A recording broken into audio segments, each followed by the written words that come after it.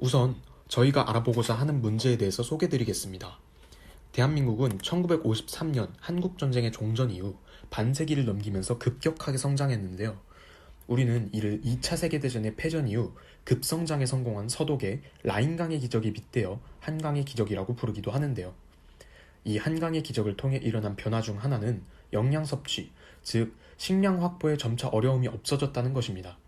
또한 고도화된 발전 이후 현대에 접어들고서는 사람들이 건강한 삶에 지대한 관심을 보이기 시작했고 영양 섭취에 대한 중요성을 인지한 뒤 양질의 먹거리를 찾게 되었습니다. 바로 이러한 점이 대한민국에서 시대에 따른 신장 변화에 영향을 주었을 것이라 추측했습니다.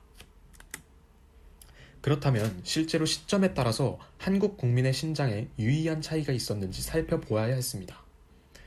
저희는 이를 판단하기 위해 국가통계포털 코시스의 데이터를 사용했습니다.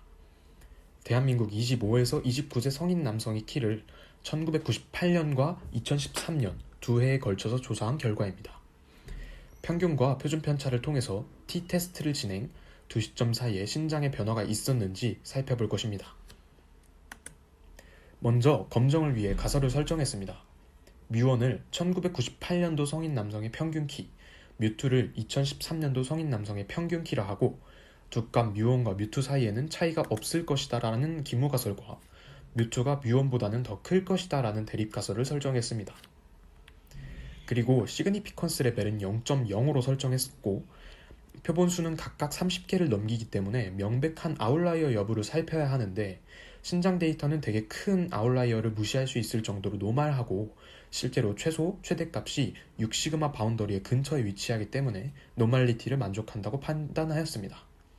또한 샘플은 국가통계포털에서 수집한 자료이므로 그 수단과 결과에 있어서 충분히 독립성을 보장한다고 가정했습니다.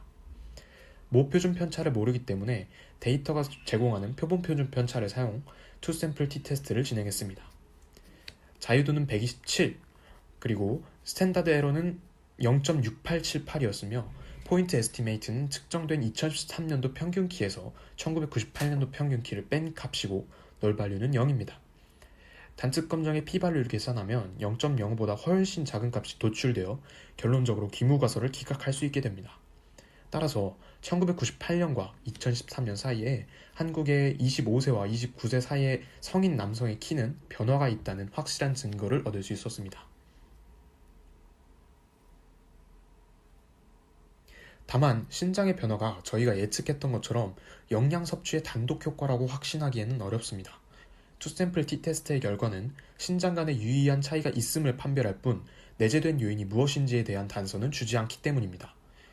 이를 알아보기 위해서는 더 많은 통계량과 추가적인 통계적 기법이 필요할 것으로 보입니다. 지금까지 발표를 들어주셔서 감사합니다.